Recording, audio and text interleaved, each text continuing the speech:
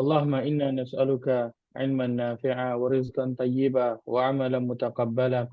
اللهم صل وسلم على نبينا محمد. اللهم صل وسلم على نبينا محمد. اللهم صل وسلم على نبينا محمد. اللهم يسر ولا تعسر. ربي تمم بالخير. اللهم آمين.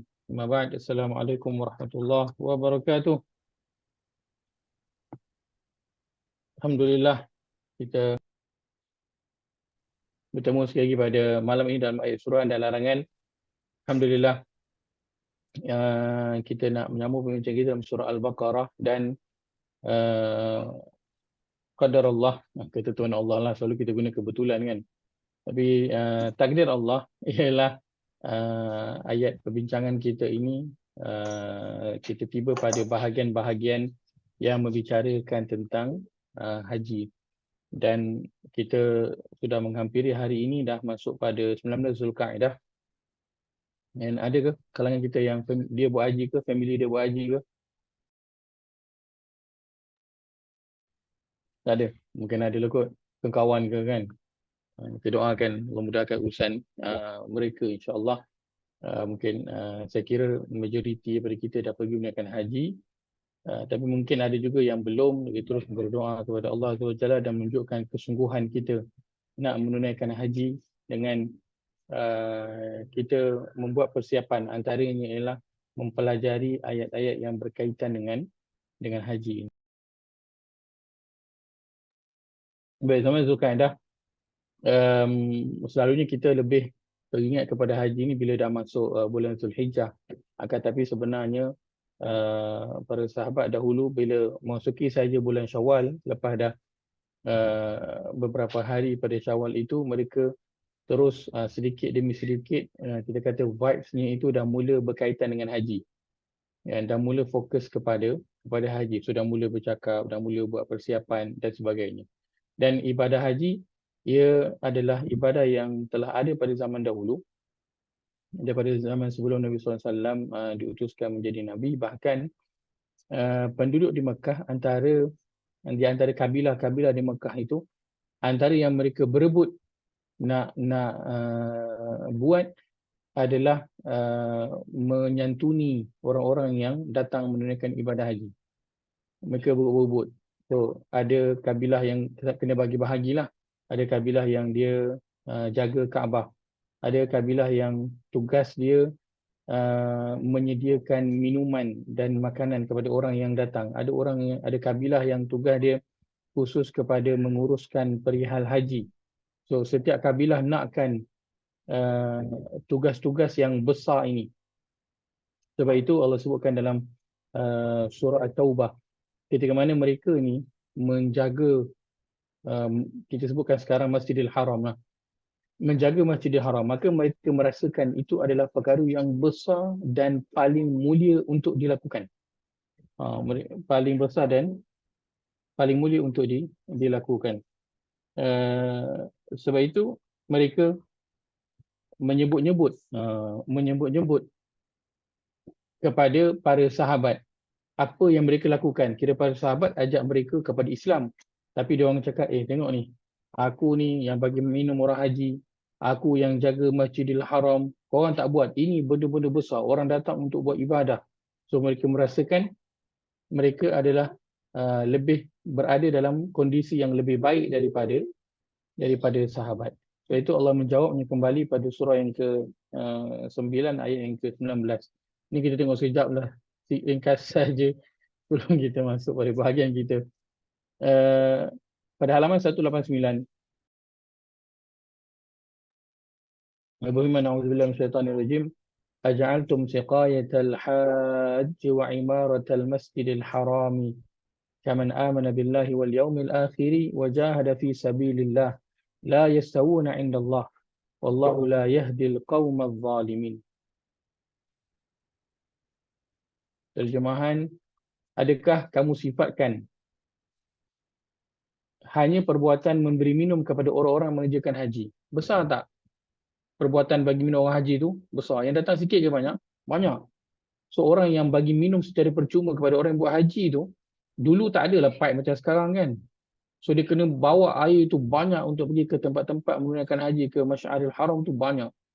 Susah, kena keluarkan belanja yang sangat banyak.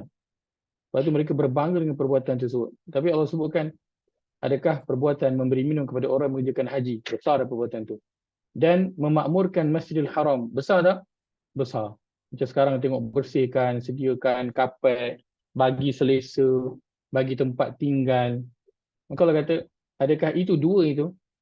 Dan sama seperti orang yang beriman kepada Allah dan hari akhirat. Serta berjihad pada jalan Allah. Allah kata mereka tidak sama di sisi Allah. Dan Allah tidak memberikan hidayah petunjuk kepada kaum yang zalim. Memberi minum orang haji, memakmurkan Masjidil Haram, jaga Masjidil Haram bagi bersih, cantik semua dan menyediakan segala keperluan yang diperlukan oleh pengunjung-pengunjungnya. Itu suatu perkara yang besar mendalam belanja yang sangat banyak. Kalau kira daripada sudut infak, dia dah tak tahulah pahala dia berapa banyak dia dapat. Akan tetapi Allah kata, adakah itu lebih besar berbanding dengan iman kepada Allah dan hari akhirat serta berjihad? Allah kata tak sama. Maka orang yang beriman, mereka itu nilainya lebih tinggi di sisi Allah Azza wa Jalla daripada orang yang memakmurkan Masjidil Haram serta memberi minum kepada orang yang mengerjakan haji yang tidak beriman. Maka nilainya berada di mana? Nilainya berada pada iman kepada Allah Azza wa Jalla. So itu pada ayat selepas itu Allah katakan, sesungguhnya orang yang beriman, Allah sebut yang pertama sekali, berhijrah serta berjihad pada jalan Allah dengan apa? Harta dan jiwa mereka adalah lebih besar dan tinggi darjatnya di sisi Allah daripada orang-orang yang hanya memberi minum orang-orang haji dan orang yang memakmurkan masjid sahaja. Dan mereka itulah orang-orang yang berjaya. Nak keluar belanja bagi minum haji kepada berapa juta orang dan nak memakmurkan Masjidil Haram, itu belanja dah cukup besar. Akan tetapi dia tidak sama besar dengan iman kepada Allah. Itu paling besar. Itu modal yang paling besar. Iman kepada Allah Azza wa Jalla. Itu dikatakan ini iman. Maaf, ini modal yang perlu kita jaga. Modal yang perlu kita jaga. Jangan sia-siakan modal ini dalam kita berurusan seharian. Kalaulah kita berkawan dengan seseorang, akan mengurangkan modal iman kita ini, baik tak payah kawan. Kalau kita bekerja, mengurangkan modal iman kita, tak payahlah bekerja. Ini modal yang besar. Lebih besar ganjarannya daripada memberi minum orang yang menunaikan haji dan memakmurkan Masjidil Haram. Dan sudah tentu, orang yang berhijrah, berjihad dengan apa? Dengan diri dan juga harta. Dan kita telah sebutkan, Allah dahulukan harta dan juga diri kerana infak itu dia yang utama adalah dengan harta. Selepas itu barulah dengan diri. Inilah yang terbesar ganjarannya ataupun nilainya di sisi Allah Azza wa Jalla.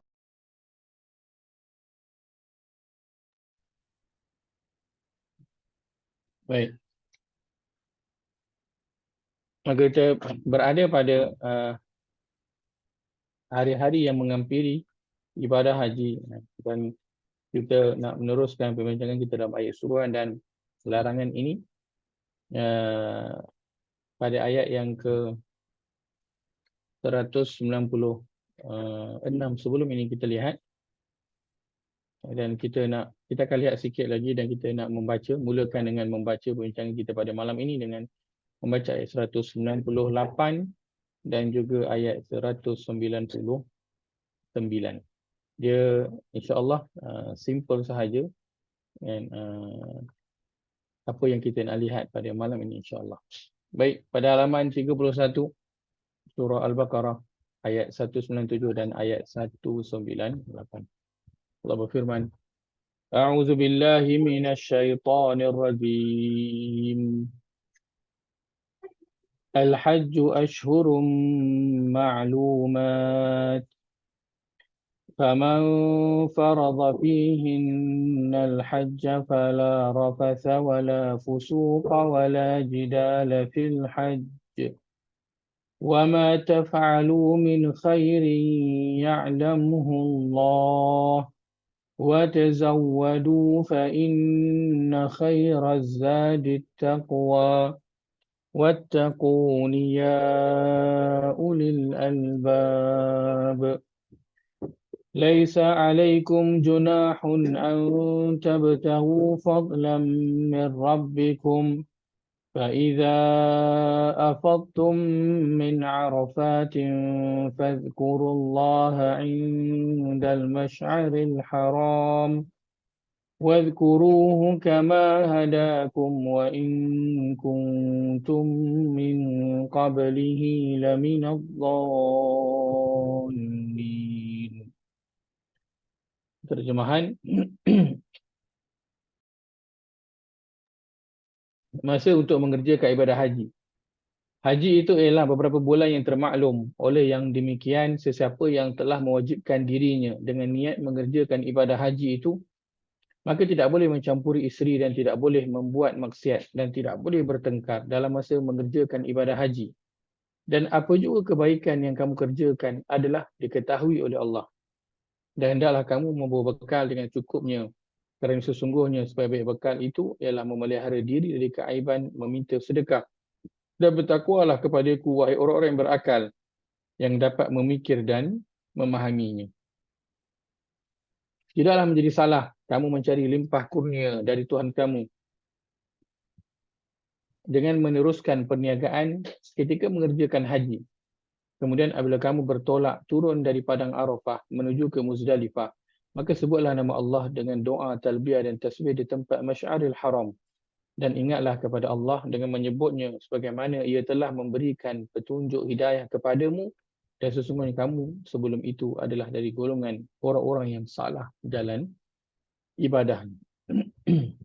Mungkin terjemahan sebahagian daripada kita berbeza dengan apa yang ada di sini. Dia bergantung pada Quran terjemahan yang kita gunakan, dan saya melihat ada kelebihan yang di sini di internet ni, dan dia memang berbeza lah dengan Quran terjemahan yang saya gunakan ini, karya Bistari warna biru ni, namanya Mu'jam.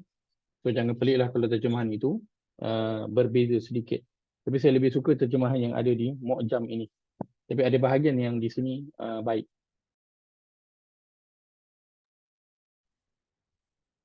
Sebelum ini Allah memulakan dengan menyebut pada ayat 196, dan sempurnakanlah ibadah haji dan umrah kerana Allah. Ia membawa pengertian kepada kita. Yang pertama, ibadah perlu dilakukan dengan sempurna.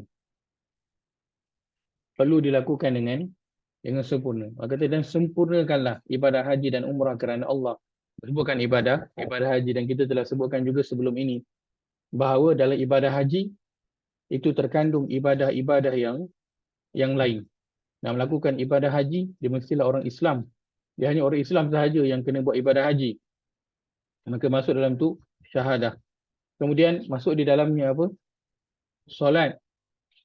Masuk di dalamnya puasa. Masuk dalamnya zakat. Mengeluarkan duit.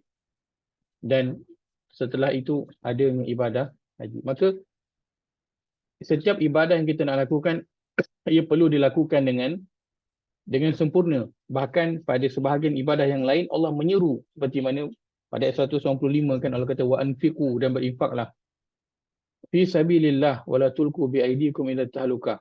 Berinfaklah pada jalan Allah dan jangan mencampakkan diri kamu dengan tangan kamu itu ke lembah kebinasaan.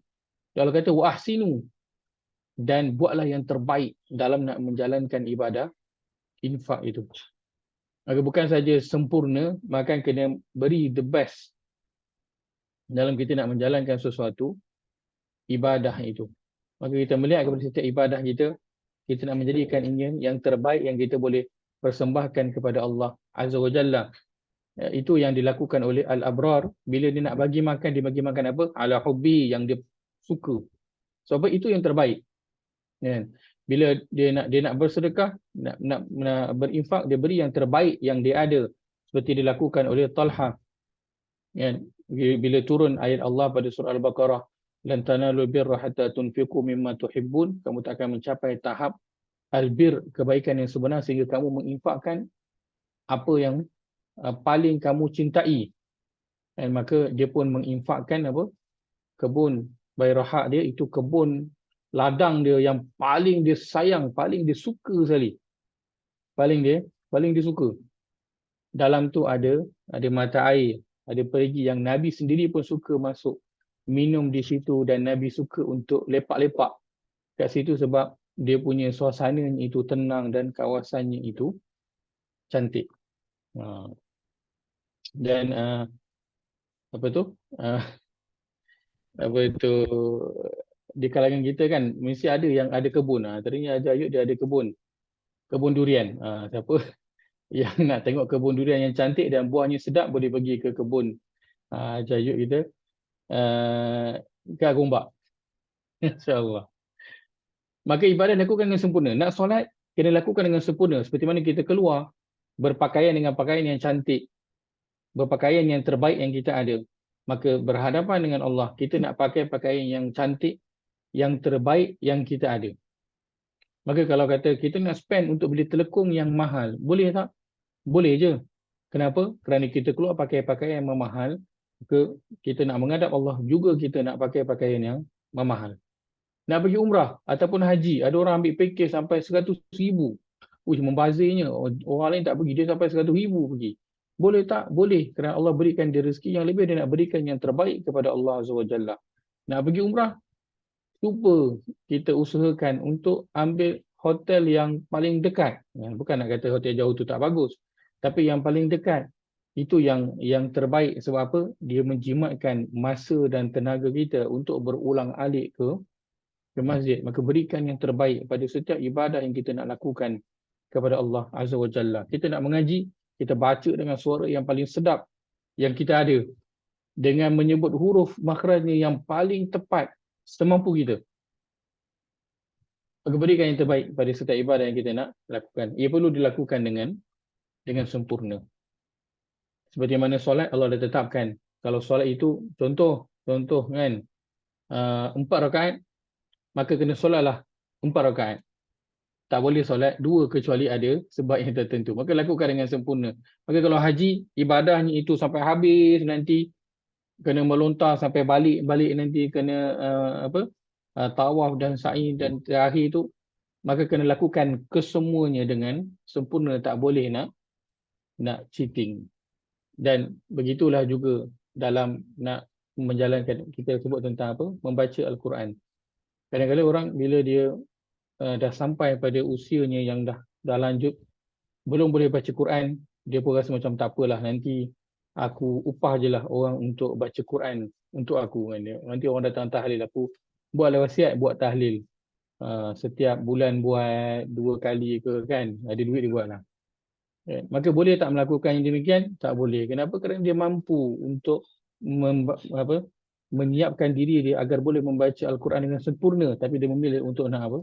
Biarkan orang lain yang buat, maka dia tidak boleh melakukannya. Demikian dia tidak sempurna dalam menjalankan ibadah. Okey, pertama ibadah ini perlu dilakukan dengan sempurna. Wa atimmu ini, kalau kita bahasa kita tamam. Dia ada dua. Dia ada dua. Kalau kita lihat dalam surah Al-Baqarah, dalam surah Al-Jumu'ah, surah yang ke-62, Allah sebutkan pada ayat yang ke-10. Ayat yang ke-10. Okey.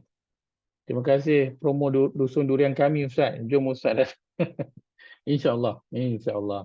Kan, kita pergi makan durian sambil kita sembang-sembang Quran pun menarik juga kan. Kan, so something. Kita pergi makan durian sambil kita sembang pasal Quran dalam kebun durian. InsyaAllah. Menarik. Mungkin Syahriah boleh apa?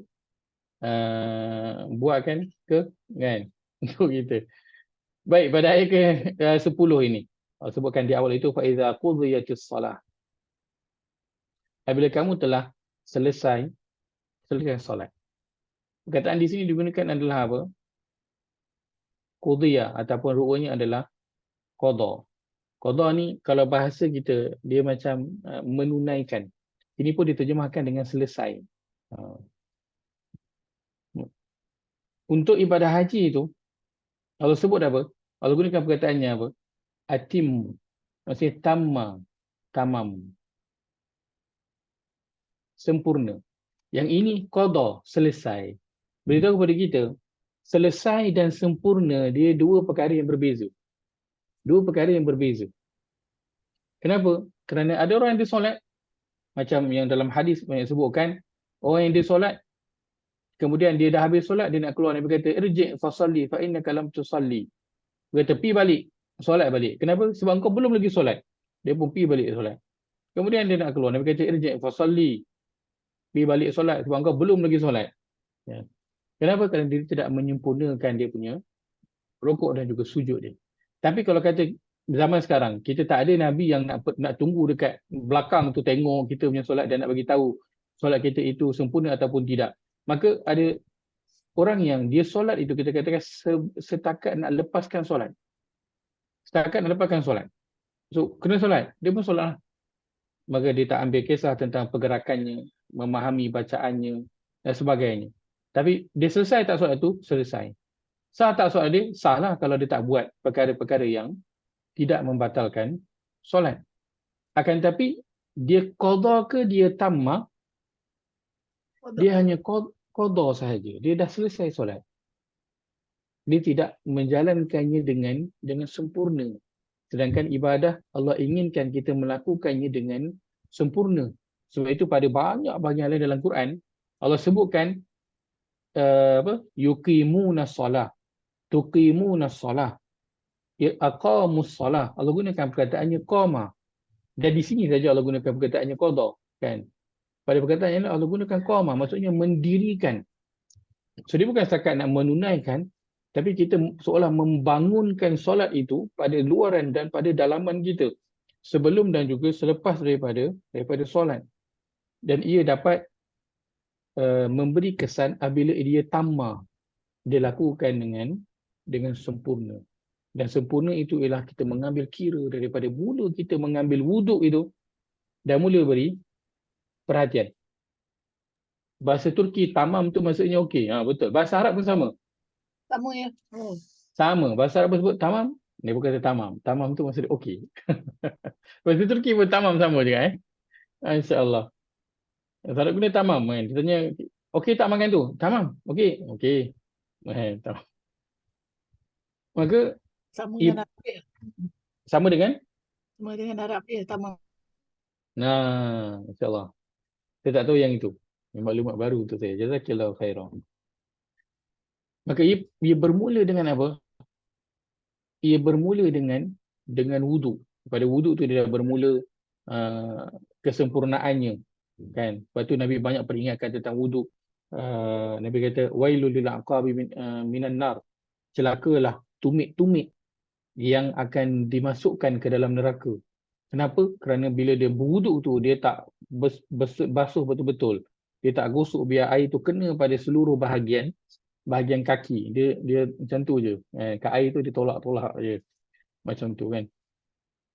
Maka dia bermula daripada wuduk, kemudian daripada mula melangkahkan takbir dengan niat, dengan bacaan, dengan semua doa dan zikir yang kita baca itu, kita baca dengan sempurna dan kita memahami apa yang kita bacakan itu.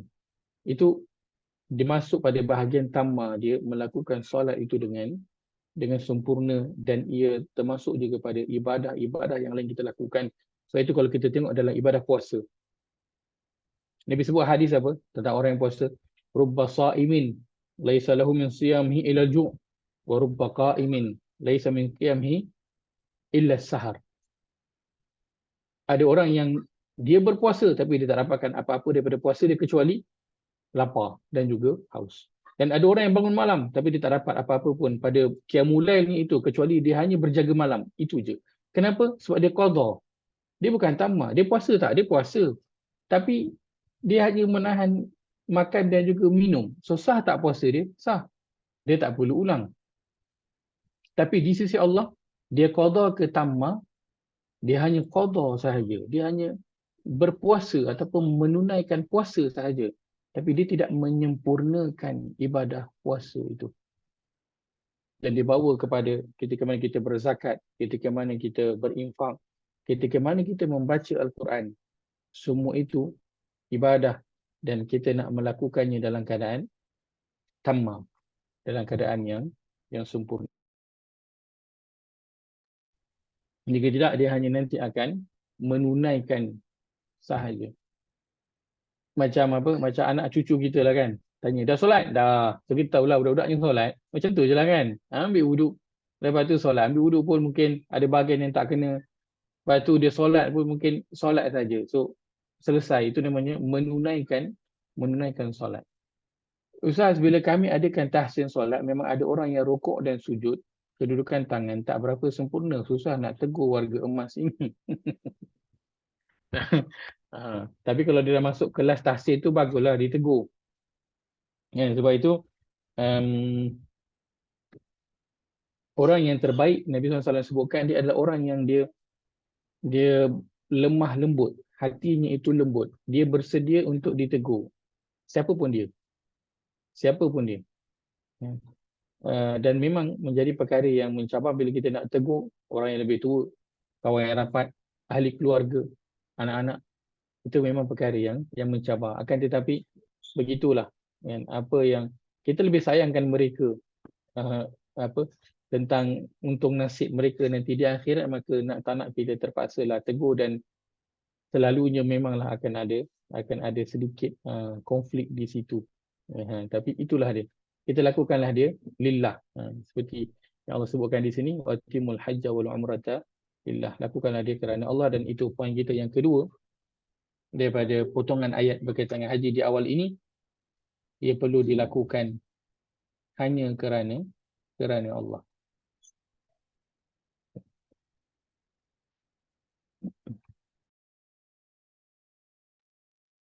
Kenapa Allah highlightkan di sini lillah, sedangkan kita solat ada tak lillah? Ada.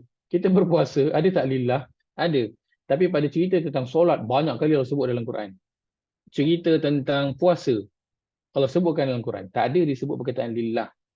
Kalau dalam solat pun Allah sebutkan wa aqimis salata li dzikri, dan dirikanlah solat untuk mengingatiku. Itu je. Allah tak sebut lillah kan. Tapi untuk haji dan umrah Allah letakkan jelas di situ. Lakukan ia hanya kerana Allah. Kenapa? Kerana orang-orang yang dahulu, nanti ayat yang selepas ini akan ayat yang ke-198, dua ayat lepas ni akan bagi tahu bila Allah menyebutkan tidak ada salah untuk orang yang pergi menunaikan umrah untuk mendapatkan kurniaan daripada Allah, iaitu berniaga. Kerana orang dahulu mereka menunaikan haji, ada di antara mereka yang pergi melakukannya kerana nak berniaga. Sebab waktu tu satu dunia berkumpul. So waktu tu kalau kita jual barangan daripada negara lain, kan, orang mesti macam, wah ni aku tak pernah jumpa ni, aku tak jumpa kat negara aku ni. Orang akan beli. Memang akan laku. Maka ada orang yang pergi untuk berniaga. Ada yang pergi waktu hari haji, jual apa? Jual air putih, laku. Jual makanan, laku. Waktu hari haji tu kalau kita buka stall kita kan, yang tolak tu, kita buat Maggi je, percayalah sangat-sangat laku. Maka ada yang melakukan demikian kerana urusan perniagaan. Dan begitu juga hingga ke hari ini. Ada orang yang pergi menunaikan haji sebab apa? Sebab nak dapat gelaran haji. Dia dah ada profesor, datuk, doktor dah ada. Haji je belum ada. Sedap tambah lengkap mengalah haji tu. Ada orang yang pergi menunaikan haji kerana beranggapan dosa yang dia dah lakukan di tempat dia dah lakukan tu, dia nak akan terhapus bila dia buat haji. Dia dah ambil harta orang, hak orang, dia dah menipu, dia mengandaikan selesai dengan dia buat haji. Sedangkan ia tidak demikian. Dan ini perkara yang benar-benar terjadi. Memang ada kefahaman di antara maaf saya sebutkan, di antara peniaga dan juga ahli-ahli politik, yang kefahaman mereka kalau dah buat salah, pergi je buat umrah, settle semua masalah. Begitu juga pada kalangan artis, apa-apa salah yang dah buat, pergi umrah, selesai. So dia ambil lah private jet, dia ambil lah yang private punya untuk buat umrah ataupun haji, pergi. Untuk apa? Nak menyelesaikan, dan sedangkan perkara itu tidak selesai kecuali dengan dia mengembalikan hak yang telah diambil daripada orang itu. Maka ada orang melakukan haji kerana itu. Yang ketiga, ada orang melakukan haji kerana perniagaan.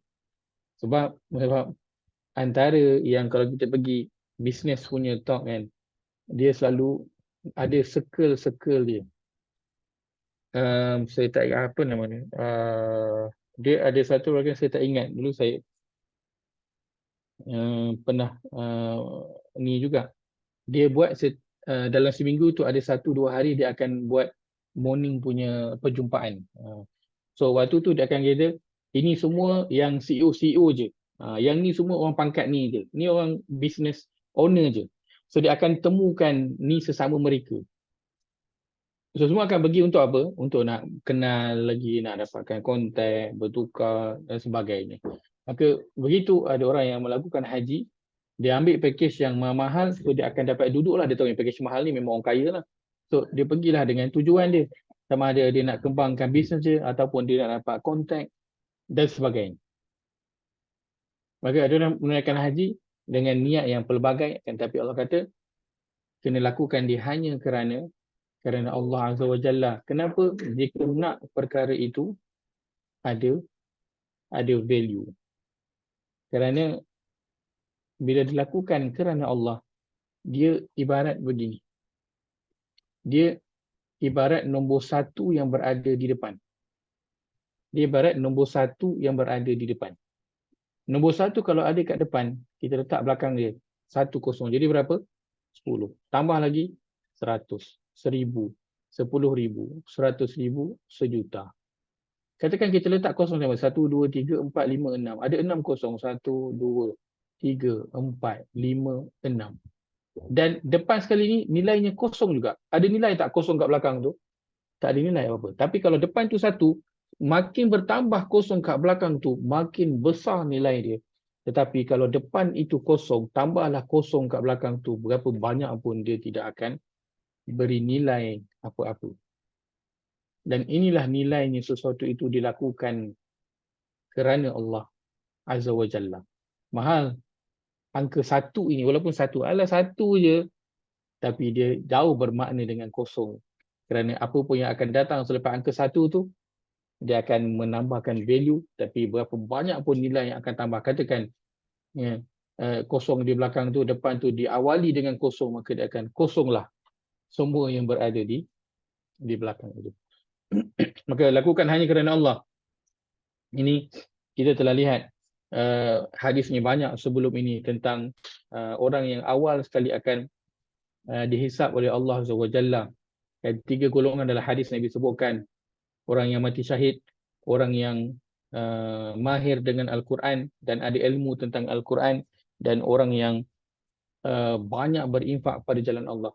3 kumpulan ini antara yang awal akan dihisap oleh Allah Azza wa Jalla, akan tetapi malangnya ketiga-tiga ini kalau kita dengar mati pada jalan Allah, orang yang mahir dengan Al-Quran dan mengajarkan ilmu Quran, dan orang yang berinfak banyak harta dia, sebahagian besar harta dia. Kalau kita dengar begitu, kita kata ini confirm syurga.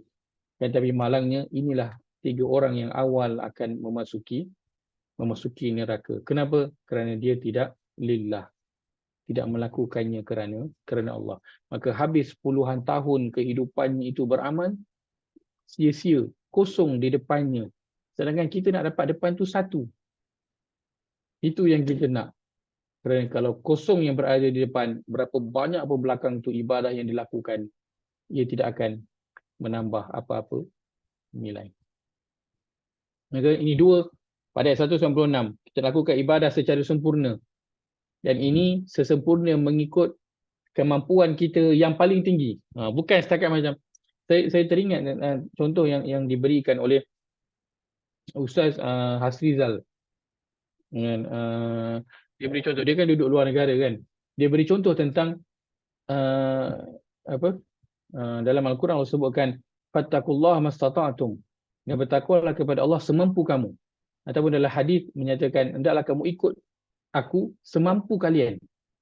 So orang menterjemahkan semampu itu dengan kadar yang paling minima, sedangkan dia adalah kadar yang paling maksimum. Dia beri contoh, dia anak-anak dia belajar di luar negara bukan Islam. Dan antara yang mencabar adalah solat. Solat. Apa nak buat? Kadang-kala solat kelas itu berjalan pada waktu solat. Dia mula kelas tu waktu zuhur dan akan habis waktu asar. Maka nak buat macam mana? Solat tetap kena solat. Kalau habis solat, habislah waktu. So itu kelas yang regular. Setiap minggu ada. So takkan setiap minggu nak minta 10 minit untuk keluar kan? Sebab style di sana bukan macam style kita, boleh minta pergi toilet sekejap kan, pergi toilet. Tak. Maka dia tetap nak kena solat. So nak buat apa? Dia tetap juga pada setiap kali subjek itu kena minta izin kepada lecturer untuk keluar nak solat. Dan nak solat pula tak ada masjid, tak ada surau kat tempat tu ataupun tempat yang berdekatan. So nak buat apa? Kenalah solat cari dekat bawah-bawah tangga. Kadang cikgu tak bagi keluar. Cikgu persoalkan, cikgu tahan. Tetap kena cari jalan. Dia cari jalan. Saya bawakan dia. Dia cari jalan. Macam mana boleh nak solat. Dan itu dimasukkan dengan semampu mungkin. Maaf sebentar.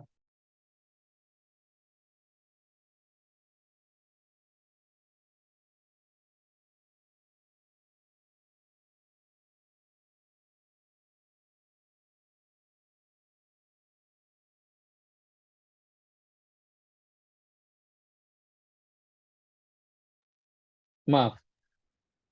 Begitu juga dengan ada satu kisah seorang imam di sebuah masjid.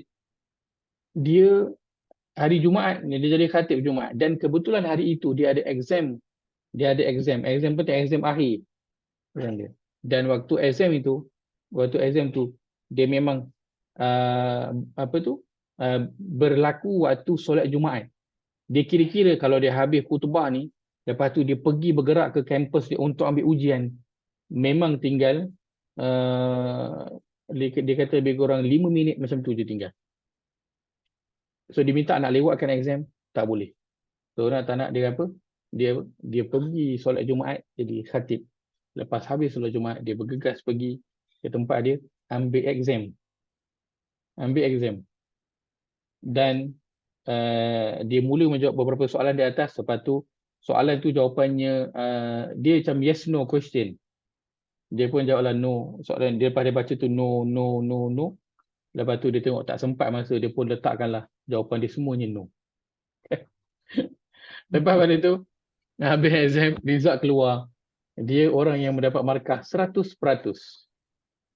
Rupa-rupanya exam itu adalah nak menguji psikologi. Sebab dia bahagian dia memang ambil bahagian kos itu nak menguji psikologi manusia. Sebab kita kadang kalau jawapan tu no, kita dah baca soalan tu memang jawapan dia no. Lepas tu 2 no, 3 no. Tapi kalau dah 10 semua jawapan dia no, kita mesti start apa?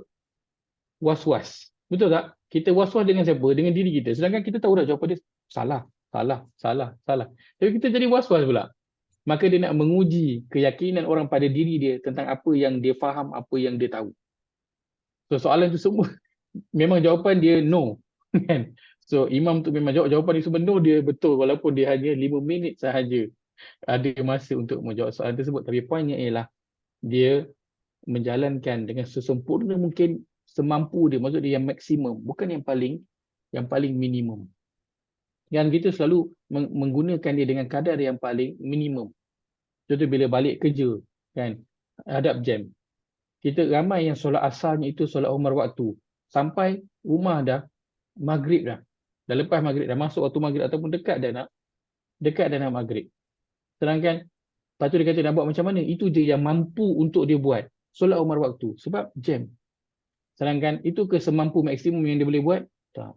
Dia boleh saja balik lewat untuk selesaikan solat dulu, ataupun boleh saja rancang dalam perjalanan itu sebab pergi balik hari-hari kerja, singgah di tempat solat untuk solat dulu.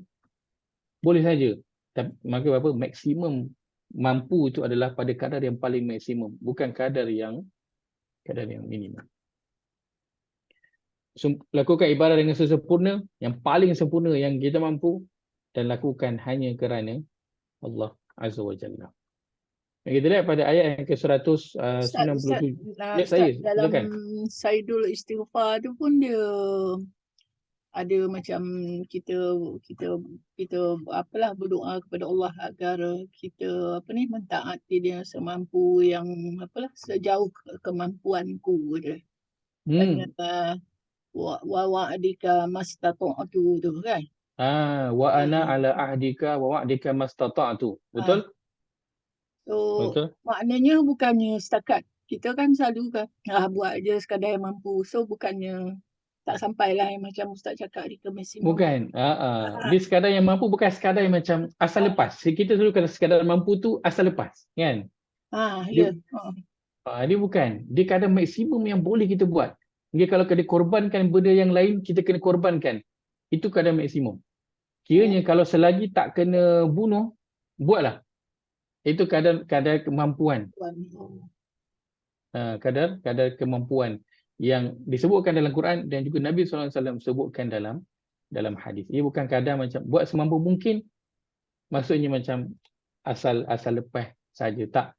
Sebab kita pun bila kita sebut ke orang, kan, bila anak kita exam, kita akan kata buatlah semampu yang adik boleh. Dan apa kita niatkan atau kita harapkan dalam hati kita, dia buat sehabis baik. Betul tak?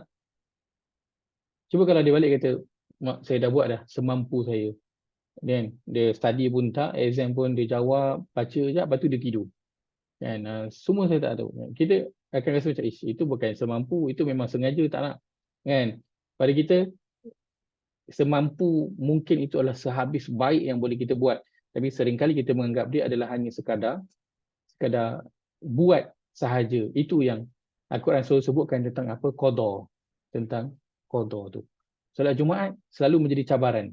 Kan? Sebab waktu itulah tengah hari nak makan lagi. Waktu itulah mengantuk. Waktu itulah kawan ajak pergi sana sini. Waktu itulah nak membeli. So orang selalu macam masuk waktu untuk solat Jumaat itu, bila khutbah kedua, bila khutbah dah habis, kadang orang iqamah baru nak start masuk, dia hanya setakat qadar je. Kan, masuk pada awal pun masuk tidur, cari tempat pot tiang tidur ataupun main handphone. Hanya setakat qadar saja, nak lepaskan saja. Solat. Biar kata skor sembahyang Jumaat tadi. Weh, sembahyang aku duduk saf ketiga kot. Kan. Tapi dia duduk situ nak cek tiang ataupun sebelah ekor kan, duduk sandar atau main handphone. Itu bahagian qadar. Itu bukan semampu mungkin. Itu bukan. Yang Allah nak ingat adalah maksimum yang boleh kita beri. Itu dia. Itu bila berinfak, para sahabat mengeluarkan semampu yang mungkin. So semua keluarkan maksimum yang dia ada. Bukan kadar minimum yang dia ada. Itu terbalik. Kita selalu menyimpan pada kita lebih daripada apa yang kita bagi. Kerana kita beranggapan itu je yang saya mampu. Ustaz, nak Ya, tanya. saya. Silakan. Kalau kita multitasking macam buat kerja rumah sambil dengar kuliah, itu tak fokus 100%, tapi kita dengar, kita buat kerja. Okey. Baik. Kita nak pertamanya, kita melakukan semampu mungkin ini pertama khusus kepada ibadah-ibadah kepada Allah Azza wa Jalla. Yang pertama. Yang kedua, pada setiap perkara yang kita lakukan, kita nak lakukan semaksimum baik yang boleh untuk kita lakukan. Maka kalau kita mampu untuk duduk dan mendengar, belajar, maka lakukanlah.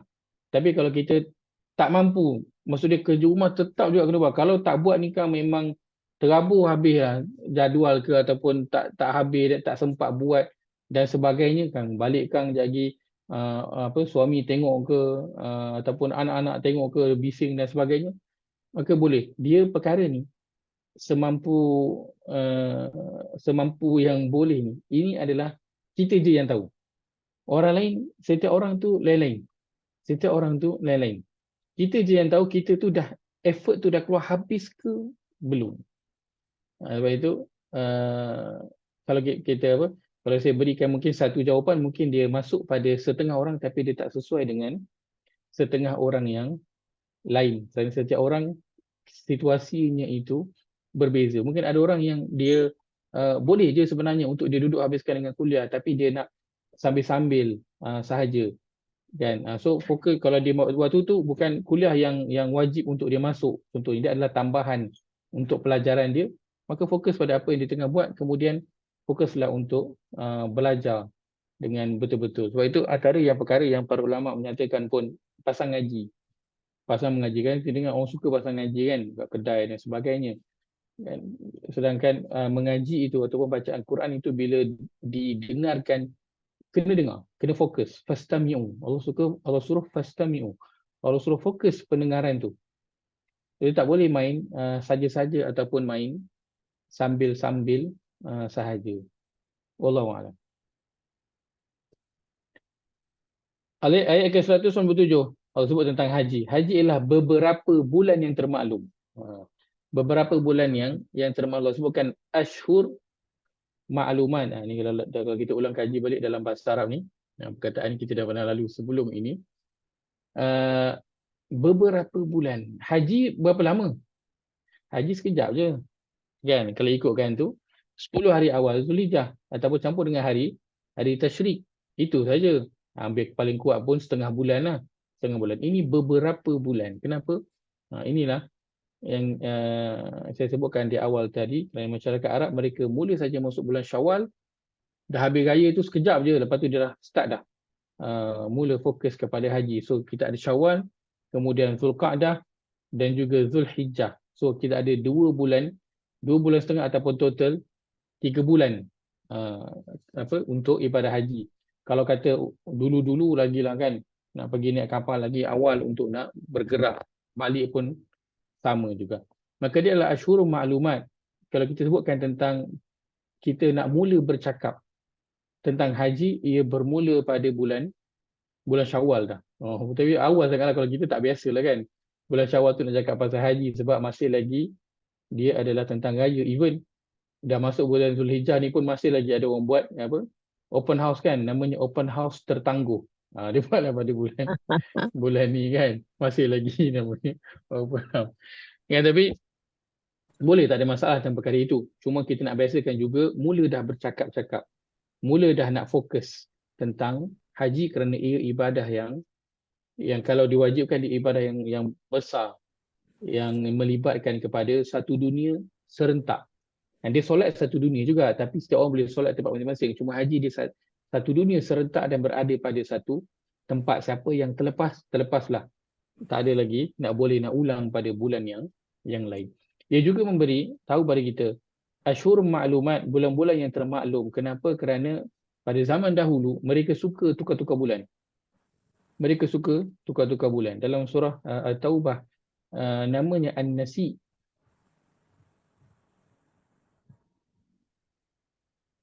An-Nasi'u. An-Nasi. Nama dia Ahlun Nasi. Maksudnya satu kumpulan yang disuka tukar-tukar bulan. Tujuannya apa? Sebabkan Arab pun pada zaman jahiliah mereka dah ada bulan-bulan haram berperang. So kerja Ahlun Nasi ini adalah tukar bulan supaya mereka bolehlah nak berperang, bolehlah nak merompak, kan? Dia tukar-tukar bulan. So patutnya bulan ini, contoh bulan Zulhijjah, dia pun tukarlah, ini bukan bulan Zulhijjah, bulan ni kita ambil bulan Safar, nanti bulan depan baru bulan Zulhijjah. So perbuatan menukar-nukar bulan itu dia menjadikan habis kelang kabut semua orang punya kalender, dan terutama ibadah haji kerana dia memang kena buat pada waktu itu sahaja. Maka Allah sebutkan dia adalah bulan yang telah termaklum. So kalau dah sedia maklum tentang waktu itu, tolong jangan buat-buat tak tahu, buat-buat terlupa, buat-buat pergi tukar dengan perkara yang lain kerana ada kepentingan yang lain. Kemudian kita nak lihat pada bahagian sini. Fala rafasa wala fusuqa wala jidala fil hajj. Ini masuk pada bahagian larangan. Maka janganlah dia berkata dengan perkataan yang buruk, melakukan maksiat dan bertengkar dalam masa mengerjakan ibadah haji. Ini ayat yang bentuknya adalah bentuk larangan Allah Azza wa Jalla. Maka Allah sebutkan siapa yang dia nak pergi buat haji. Allah ingatkan tentang 3 perkara. Pertama, jangan berkata perkataan yang buruk. Dalam sebahagian terjemahan dia letakkan jangan bersama dengan isteri. Macam mana nak gabungkan?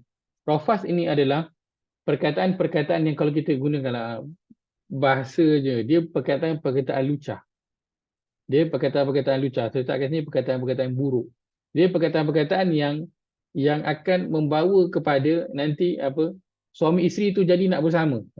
Begitu. Kan? Sebab tidak wajib waktu mengerjakan haji ni untuk suami isteri berpisah. Sebab ada satu orang dia share gambar dia ketika menunaikan haji, yang dia tangkaplah gambar dia dengan suami dia duduk sebelah-sebelah. Lepas tu orang pun komen, bukan haji ni tak boleh duduk sebelah-sebelah ke? Tak boleh suami isteri ke? Kan? Dia boleh. Cuma banyak peringatan agar jangan dekat ataupun duduklah berasingan sementara waktu sebab nak mengelakkan nanti rafas ini. Kerana ia perkara yang perlu diberi perhatian. Baik. Maka kalau kata pertama, jangan berkata dengan perkataan yang buruk, perkataan yang lucah hingga nanti boleh bawa kepada nak bersama dengan pasangan. Yang kedua, jangan melakukan maksiat fusuqa. Jangan melakukan maksiat. Maksudnya jangan buat kesalahan-kesalahan yang kita rasa macam alah kecil je, takkan tak boleh. Antaranya apa? Yang banyak ada isap ukur waktu buat haji. Ramai yang tak buat? Ramai. Waktu buat umrah tu sama. Keluar je pada Masjid Nabawi ke. Terutama Masjid Nabawi lah. Masjidil Haram dia susah sikit nak nampak. Tapi Masjid Nabawi tu keluar je. Duduk depan hotel tu bersidai orang semua. Orang semua isap ukur. Kan? Orang Malaysia ada tapi ramai ya.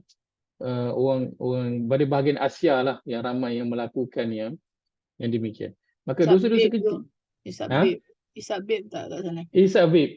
Sama. Isap vape pun. Kan? Sama.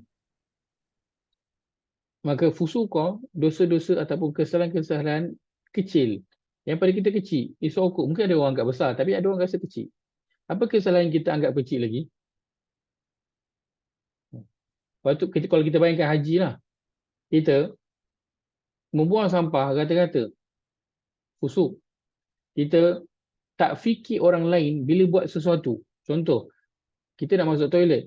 Kita dah tahu ramai orang. Kita pun duduk dalam tu selama-lama yang kita nak. Kita tak ada rasa nak cepat-cepat selesaikan urusan kita. Kita buat santai macam tak ada orang tunggu. Macam toilet kat rumah. Kan? Buat santai macam tak ada apa. Itu kesalahan yang pada kita kecil. Tapi dia kesalahan kerana kita mengganggu orang lain. Sedangkan perkara itu boleh dilakukan dengan cepat. Yang ketiga, jidal. Ini antara perkara yang besar. Jidal, terjemah letakkan sini bertengkar. Jidal ini, kalau kita pergi kepada ruwet dia, maknanya adalah debat. Dia berdebat. Banyak tak orang kalau pergi buat haji dan juga buat umrah, kita jumpa benda-benda macam ni, bertengkar ataupun berdebat. Yang antara yang kerap jumpa adalah waktu bila? Waktu tawaf. Orang langgar sana, orang langgar, kita pun, ya haj, ya haj. Kita pun marah dia kan.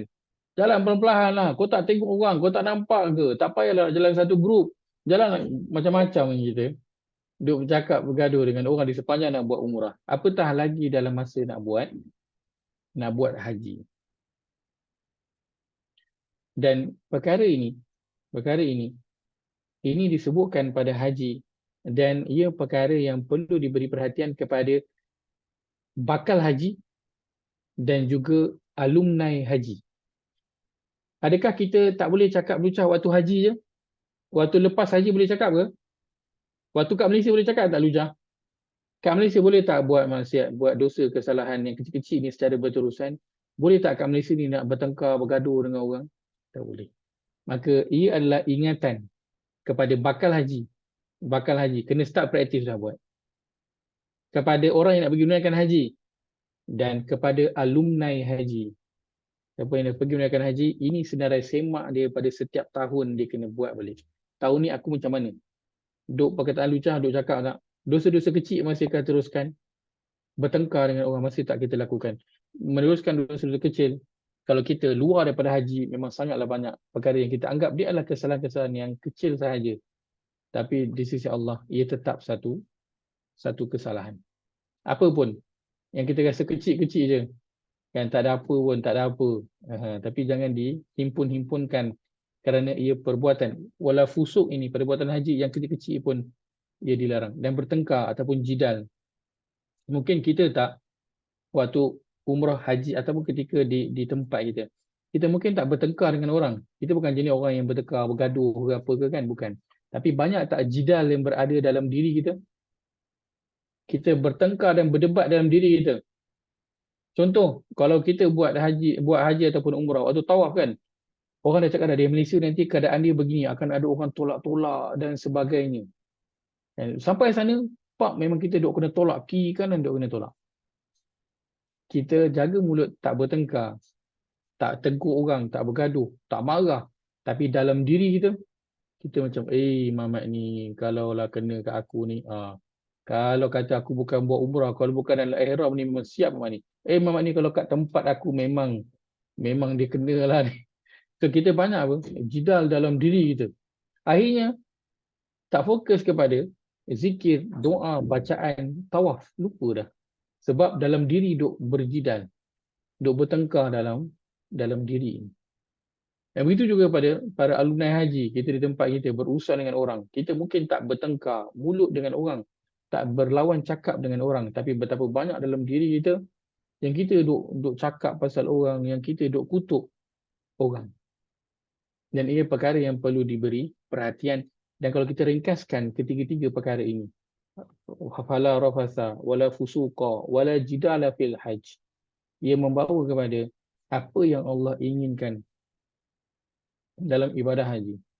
Ibadah yang sangat besar. Ialah apa? Allah nak membentuk akhlak. Ini yang nak dibentuk. Sedangkan peraturan nak menunaikan haji, banyak tak? Banyak.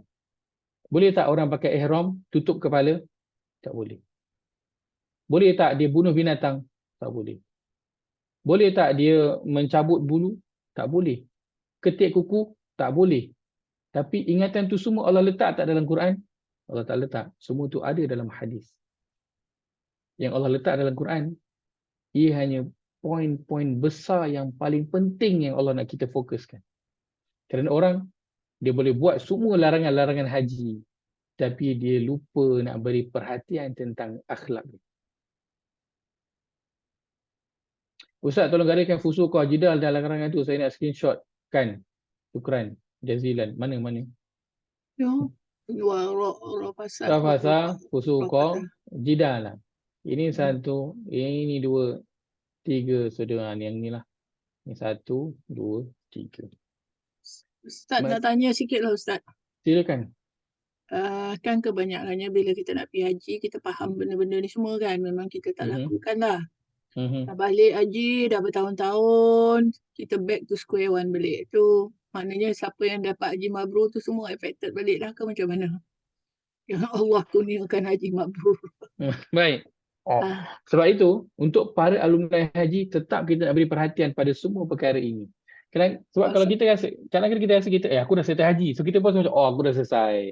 Kalau kita exam kan, boleh campak dah buku tu. Boleh wakar dah buku tu. Kan? Ini untuk orang exam, orang yang tak exam tak payah bagi perhatian. Tapi haji tidak. Untuk para alumni haji tetap perlu semak perkara-perkara ini. Kenapa?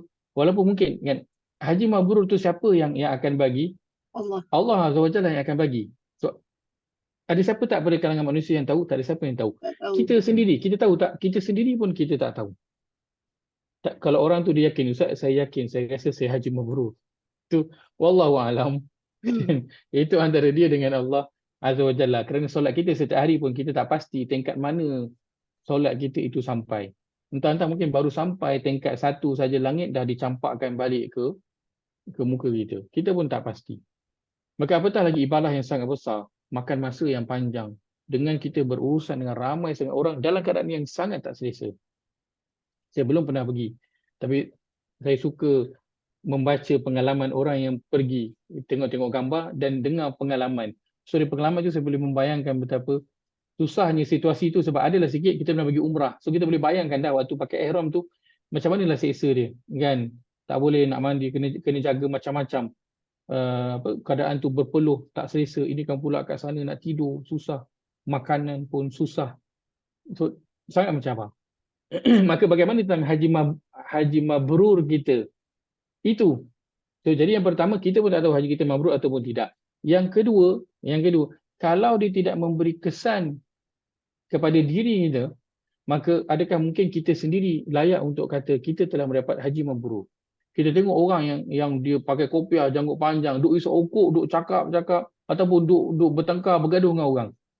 Kalau orang kata, dia tu haji mabrur, kita pandang macam mana? Layak ke dapat macam tu?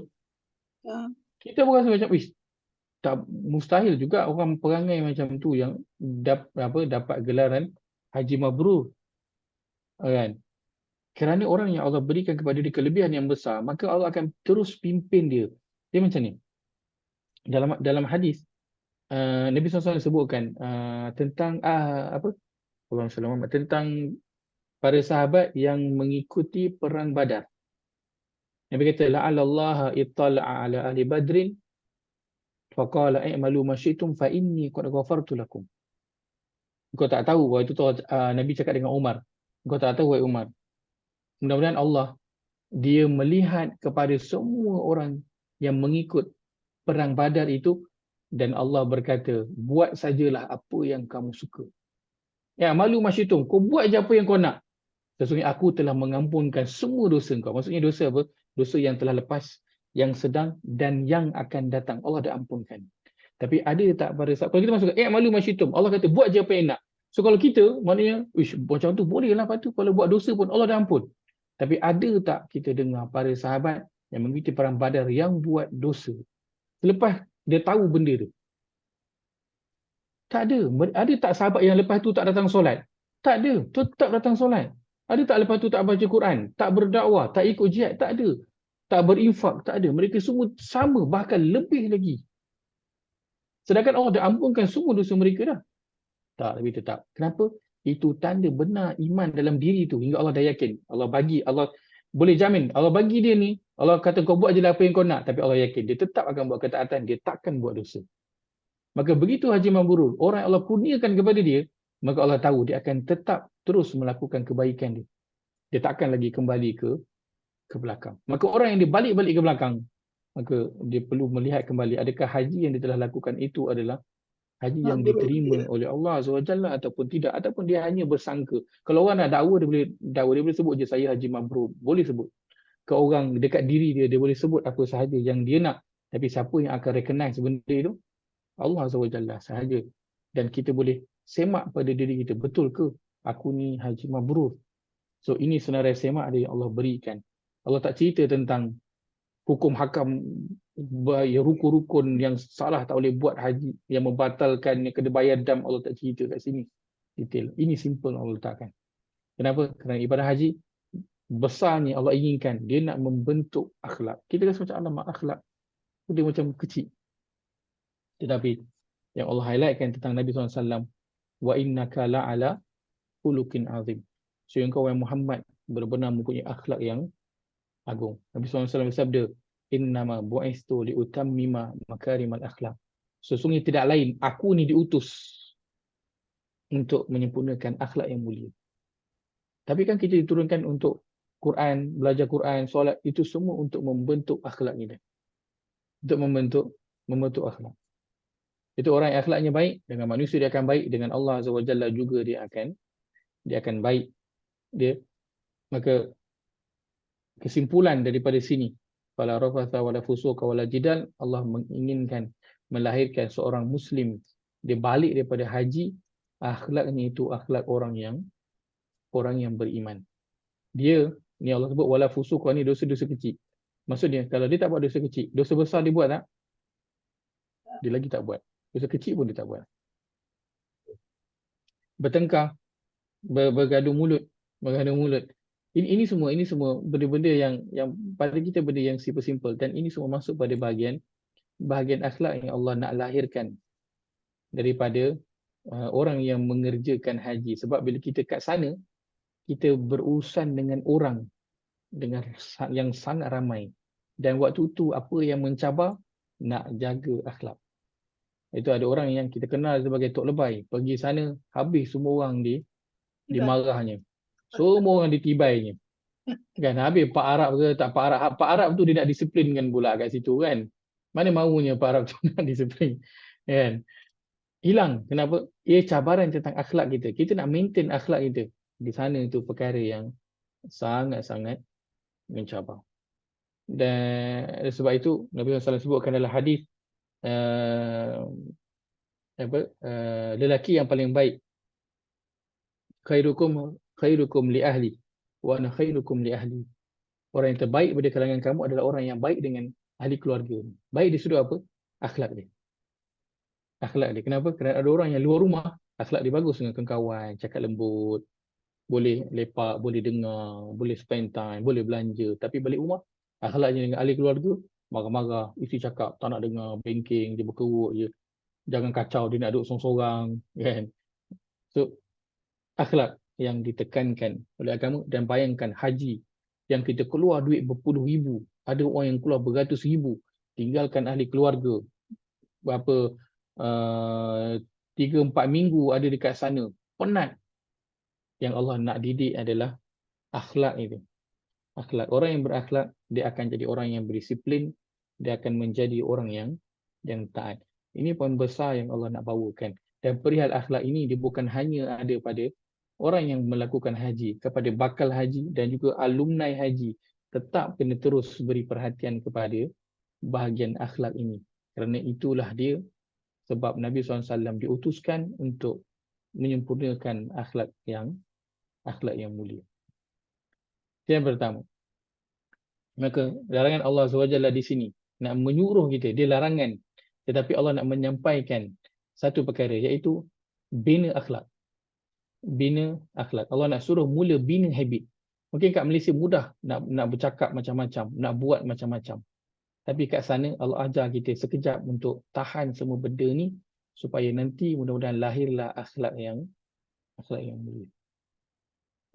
Kemudian yang kedua, di bawah itu Allah sebutkan wa tazawwadu fa inna khairaz zadit taqwa. Yang poin kedua kita nak lihat pada ayat ini, ia ayat yang berbentuk suruhan Allah Azza wa Jalla. Apa maksud wa tazawwadu? Maksudnya bawalah bekalan ataupun berbekallah. Berbekallah. Baik. Pertama kalau kita lihat sikit pada asbabun nuzul ayat ni. Diriwayatkan dan mungkin bukan pada riwayat yang sahih, bahawa ayat ini turun kerana satu kumpulan yang datang, satu kumpulan yang datang menunaikan haji, satu jemaah yang datang menunaikan haji, dan mereka semasa dalam perjalanan dan semasa berada di Mekah itu meminta kepada orang-orang yang berada di sana. Satu grup ni kerja duk minta aja dengan sesiapa yang ada. Ya. Maka rupa-rupanya mereka ini adalah satu kumpulan jemaah haji yang datang daripada Yaman. Dan mereka disuruh untuk menyediakan bekalan yang cukup sebab nak travel. Walaupun Yaman dengan Saudi itu sebelah aja sempadan. Tapi mereka diperingatkan untuk menyediakan bekalan sebab waktu tu travel zaman dululah guna unta, jalan kaki, tetap jauh. Akan tapi mereka kata tak apa. Tak apalah, dekat je. Arab punya perangai tak apa, okey je. Ataupun mereka kata tak apa, Allah akan ada. Allah akan ada. Maka Allah kata watazawwadu. Allah suruh bawa bekal. Berbekallah. Sediakan bekalan. Kerana apa? Kerana itu adalah bahagian usaha kita. So usaha kena buat tak? Kena buat. Tetapi boleh tak bergantung hanya pada usaha? Itu yang tak boleh. Dia tetap kena mula dengan berdoa. Kan kita berdoa, ya Allah, bantu aku di sepanjang perjalanan ini, bagilah bekalan cukup. Yang kedua, buat bekalan, siapkan bekalan. Bekalan makanan, bekalan duit, kesihatan, binatang tunggangan. Mengikut kadar yang semampu kita, yang mengikut agakan kita lah, itu cukup. Kemudian yang ketiga, nak buat apa? Doa lagi. Tutup dengan doa juga. Doa agar Allah bantu kita di sepanjang perjalanan ini, agar bekalan yang kita bawa itu cukup dan tak ada apa-apa musibah. Maka itu watazawwadu. Allah suruh persiapkan. Dan kalau kita lihat pada root word ini, root wordnya di mana? Di sini. Zawwada.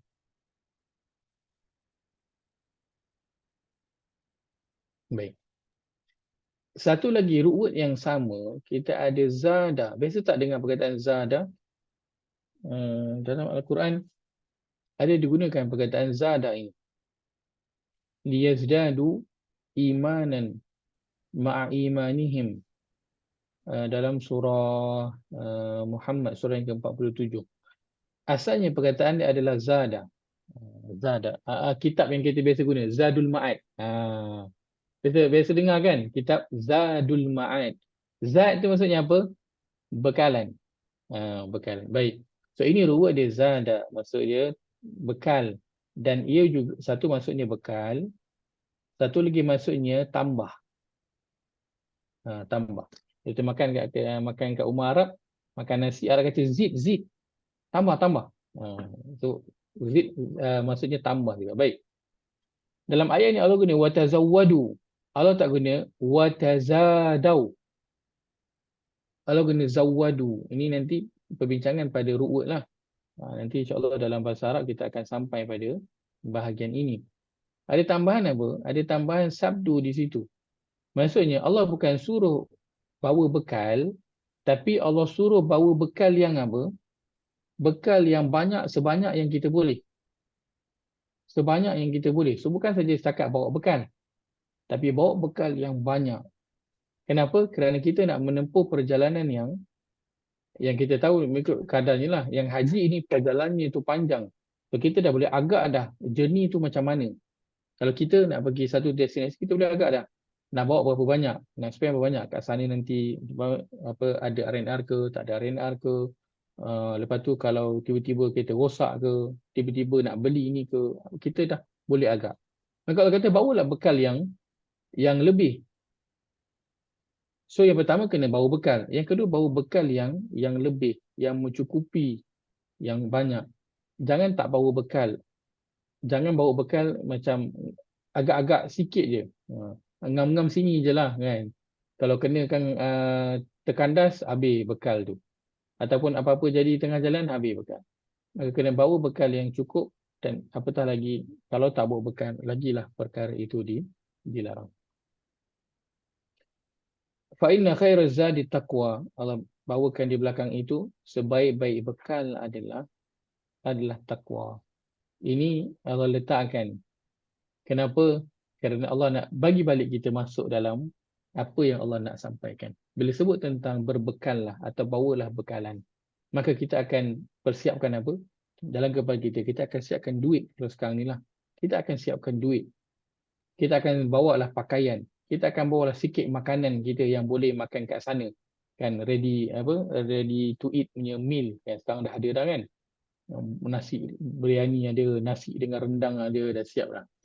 Kita akan siapkan pakaian yang cukup, pakaian tebal ke, pakaian tak tebal ke. Kita akan siapkan kasut kita, bawa kasut yang sedap untuk berjalan jauh. Kita akan bawa semua kita punya toiletries yang cukup. Kita akan jaga kesihatan badan kita. Maka Allah nak peringatkan, jangan terlupa tentang satu perkara lagi, iaitulah takwa. Maka untuk bakal haji, apa persiapan yang kita kena buat? Takwa. Untuk para alumni haji, apa persiapan, apa perkara yang perlu diberi perhatian selepas daripada haji? Ini checklist dia yang perlu diberi perhatian, takwa. Itu yang besar. Orang yang bertakwa, dia akan ada akhlak yang baik tak? Ada akhlak yang baik. Orang yang akhlaknya yang tak baik, adakah itu ciri orang yang bertakwa? Tidak. Kalau sebutkan tentang ibadur Rahman, cirinya apa?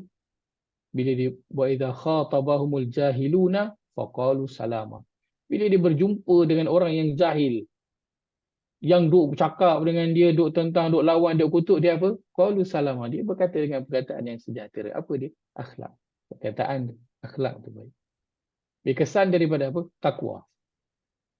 Maka jangan fokus kepada luaran. Allah bagi perhatian. Bekalan yang penting untuk dibawa adalah takwa.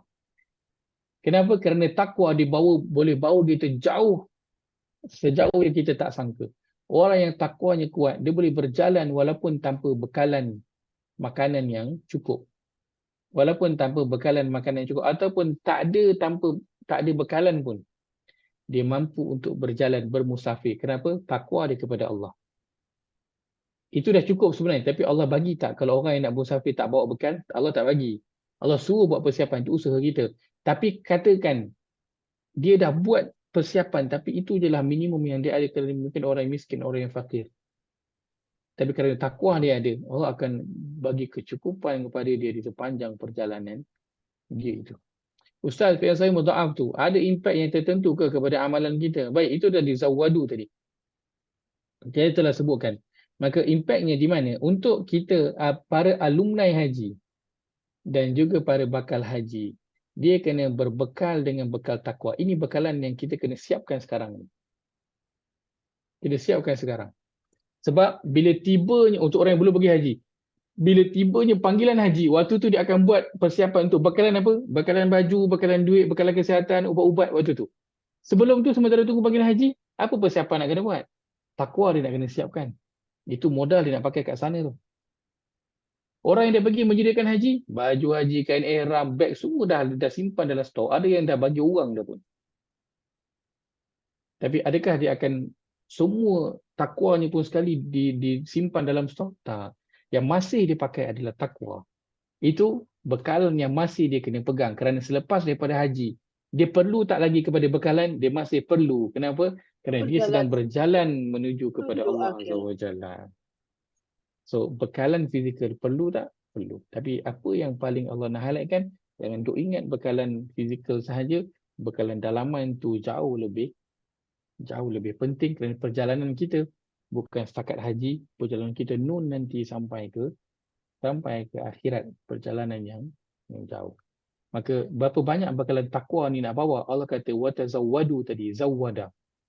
Saya ulang kata, dia kata kerja yang berganda, huruf-hurufnya itu berganda. Zada dengan zawwada. Mana bunyinya lagi kuat? Zawwada bunyi lagi kuat. Maksudnya kalau berbekal, zawwada maksudnya bukan bekal yang sikit, bekal yang banyak.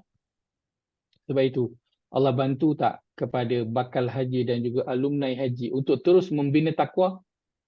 Allah bantu. Sebab itu orang yang bakal haji ataupun alumni haji masuk Ramadan, dia kena puasa tak? Dia kena puasa. Puasa tujuannya apa? Untuk takwa. Itu bekalan nanti yang nak bawa, nanti nak pergi haji. Dan sebagai peringatan kepada para alumni haji, ini kena beri perhatian. Ini bekal nak bawa terus menuju kepada Allah Azza wa Jalla. Perjalanan masih lagi belum selesai. Walaupun dah pergi buat haji. Maka takwa ini yang kita nak tempa sebagai persediaan utama dan awal kita untuk pergi menunaikan haji. Dan kepada para alumni haji, ini checklist yang perlu diberi perhatian. Tanyakan kembali pada bulan Zulqa'dah, bulan Zulhijjah ini, bagaimana takwa saya? Bagaimana takwa saya kepada Allah Azza wa Jalla. Baik, kita betul setakat itu. InsyaAllah kita akan sambung pada minggu hadapan. Aku qawli hadza wa astaghfirullahal azim li wa lakum.